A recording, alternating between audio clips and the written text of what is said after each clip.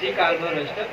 श्री गणेशाय नमः। ओम देवराज्य सेव्यमान पावनांदि पंकजं व्यालयज्ञ सूत्रबिन्दुशेखरं कृपाकरं नारदादि योगिवृन्द वन्दितं दिगम्बरं काशिकापुरादिनाथ कालभैरवं भजे।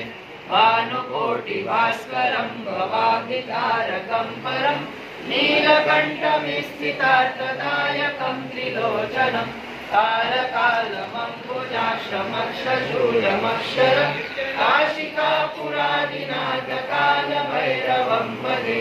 शूलटङ्कपाशदण्डपाणिमादिकारणं शामकायमादिदेवमक्षरं निरामयं भीमविक्रमं प्रभु विचित्रताण्डवं प्रियं काशिकापुरादिनाथ कालभैरवं भजे।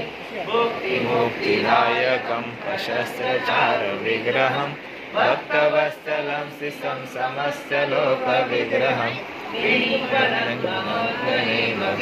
नीलसङ्कटि काशिकापुरादिनाथ कालभैरवं भजे।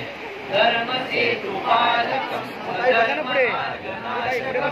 धर्मपाशमोचकं सुशर्मदायकं विभुं स्वर्णवर्णशेषपाशशोभिताङ्गमण्डलं काशिकापुरादिनाथ कालभैरवं भजे।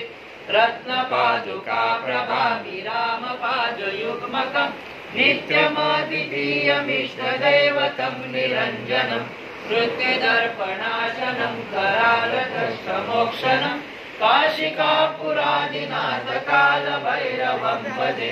अट्टहासविन्मपद्मदाण्डकोशसन्ततिं दृष्टिपातनष्टपापजालमुग्नशासनम् अष्टसिद्धिदायकं कपालमालिकन्दरं काशिकापुरादिनाथ कालभैरवं भजे।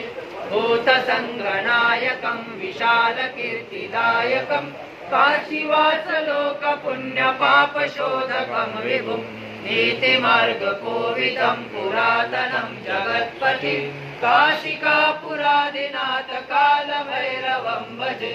कालभैरवाष्टकं पठन्ति ये मनोहरं ज्ञानमुक्तिसाधनं विचित्रपुण्यवर्धनं शोकमोहदैन्यलोभकोपतापनाशनं ये प्रयन्ति कालभैरवान्ति सन्निधिं इति श्रीमच्छङ्कराचार्य विरचितं कालभैरवाष्टकं सम्पूर्णं।